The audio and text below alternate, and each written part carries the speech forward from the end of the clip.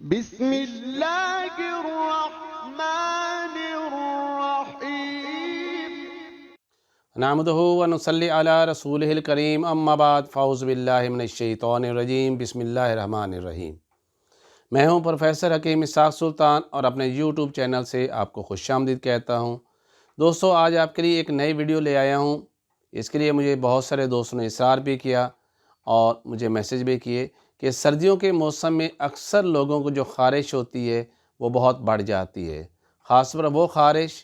جو کہ خشک خارش ہوتی ہے، جسم پر باریک باریک دانے نکل آتے ہیں۔ خارش کرتے ہوئے جسم جو ہے وہ کالا سیاہ ہو جاتا ہے، خاص طور پر جو تھائز کے اندر والی اطراف ہوتی ہیں۔ اس کے علاوہ کچھ لوگوں کو چمبل جو خشک طرح کی ہوتی ہے، جو کہ سردی آنے سے پھٹ جاتے ہیں، جس کے اندر یعنی ہاتھوں پہ یا جسم کے کئی حصوں پہ جو ہے وہ بھی پھٹ جاتے ہیں۔ تو یہ ساری دوستوں جو علامات ہوتی ہیں یہ سردی اور خشکی کی وجہ سے ہوتی ہیں۔ اس کی سردی خشکی ایک تو موسم کی وجہ سے ہوتی ہے کہ چونکہ موسم بہت سرد اور خشک ہوتا ہے، دوسرا ہم پانی کے استعمال بہت کم کر رہے ہوتے ہیں، جس کی وجہ سے بھی جسم کے اندر سردی اور خشکی بڑھ جاتی ہے، اور تیسرا اس کے لیے سرد موسم کے اندر ہم جو غذائیں استعمال کر رہے ہوتے ہیں وہ بھی کافی زیادہ گرم ہوتی ہیں، جس کی وجہ سے بھی جسم کے اندر سردی واقع ہو جاتی ہے، اور اس کا نتیجہ یہ ہوتا ہے کہ جلد جو ہوتی ہے وہ خشک ہو جاتی ہے، اور یہ خشک جلد جو ہے یہ خارش کے لیے ایک موضوع جو ہے وہ پلیٹ فارم پرووائڈ کرتی ہے۔ دوستو، خارش بیسیکلی جو ہے وہ جراثیم کی وجہ سے ہی ہوتی ہے۔ اس کی ایک تو یہ بڑی وجہ یہ بھی ہے کہ گرمیوں میں تو انسان دن میں سے 2 سے 3 مرتبہ بھی نہاتا ہے، لیکن سردیوں میں جہاں پر گیزر کا انتظام نہیں ہوتا تو وہاں لوگ بہت کچھ دنوں کے بعد، کئی لوگ ہفتوں تک نہیں نہاتے، جس کی وجہ سے میل کچال بھی ان کے جسم پہ جم جاتی ہے اور اس وجہ سے ان کو خارش ہونا شروع ہو جاتی ہے۔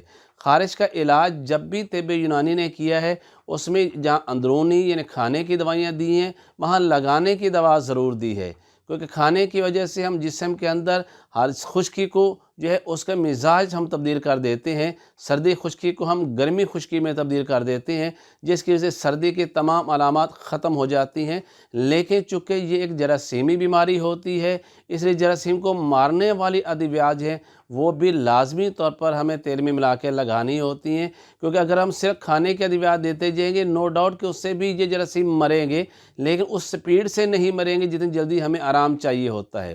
سیکنڈلی، اگر یہ جراثیم نہیں مرتے تو پھر کیا ہوتا ہے، یہ ایک سے دوسرے کے اندر بھی ٹرانسفر ہونا شروع ہو جاتے ہیں۔ مثلا گھر میں کسی ایک کو ہے تو ایک سے باقی لوگوں کو ٹرانسفر ہونا شروع ہو جائے گی، کیونکہ ان کا میل جو اکٹھا ہوتا ہے، سم ٹائم جو بیڈ شیئر کر رہے ہوتے ہیں۔ پھر یہ ہے کہ یہ ٹاول سے پھیلتی بھی ہیں، اگر ٹاول ایک ہی یوز ہو رہا ہے تو ظاہر ہے کہ یہاں پھیلے گی۔ صابن اگر ایک ہی یوز ہو رہا ہے تو ایک جس کو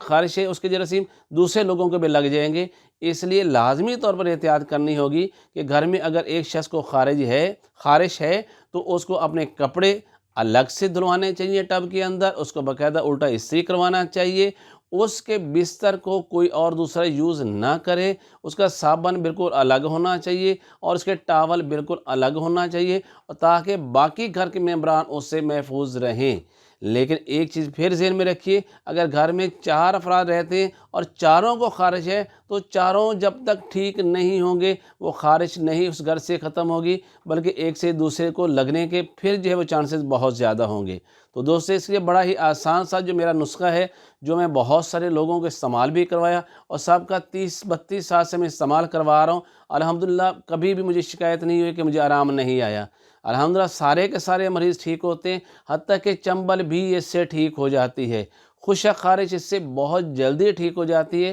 کھانے کے لیے انتہائی سادہ سا نسخہ ہے 3 اجزاء کے اوپر، اس میں ہے اجوین ہے، پودینہ اور گندھک آملہ سار۔ یہ پنساری سے آپ کو تینوں چیزیں مل جائیں گی، برابر وزن میں لے لیجئے گا اور الگ الگ فائن پاؤڈر کر کے ان کو مکس کر لیجئے اور 500 ملی گرام کا کیپسول بھر لیں، یا آپ بڑا آدمی ہے تو اس کو آپ 1 گرام کی مقدار میں یعنی 2 کیپسول دے سکتے ہیں۔ 2 کیپسول صبح، 2 دوپہر کو اور 2 رات کو کھانا کھانے کے آدھا گھنٹہ بعد پانی کے ساتھ دینا ہے۔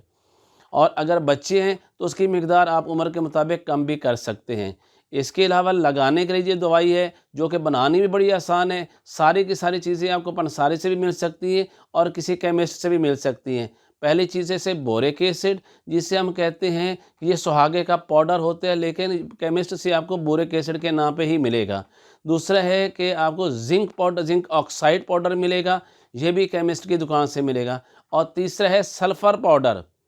یعنی گندھک کا پاؤڈر، یہ بھی آپ کو پنساری کی دکان سے ملے گا یا کیمسٹ سے مل جائے گا۔ یہ تینوں چیزیں برابر وزن میں لے کے ان کو اچھی طرح مکس اپ کر لینا ہے۔ پھر اس میں سے 30 گرام یہ لینا ہے اور اس کو 250 ml یعنی 1 پاؤ جو ہے وہ سرسوں کے تیل کے اندر اس کو مکس کرنا ہے۔ لگانے سے پہلے اس کو اچھی طرح ہلا لینا ہے، کیونکہ یہ ادویات جو ہے وہ پیندے کے نیچے وہ بوتل جس کے اندر آپ نے مکس کر کے اس کے پیندے میں بیٹھ جاتی ہے۔ ان کو اچھی طرح ہلا لیں، اچھی طرح شیک کر لیں اور جسم پر اچھی طرح ملیں۔ صرف چہرے کو، آنکھوں کو اس سے بچانا ہے آپ نے،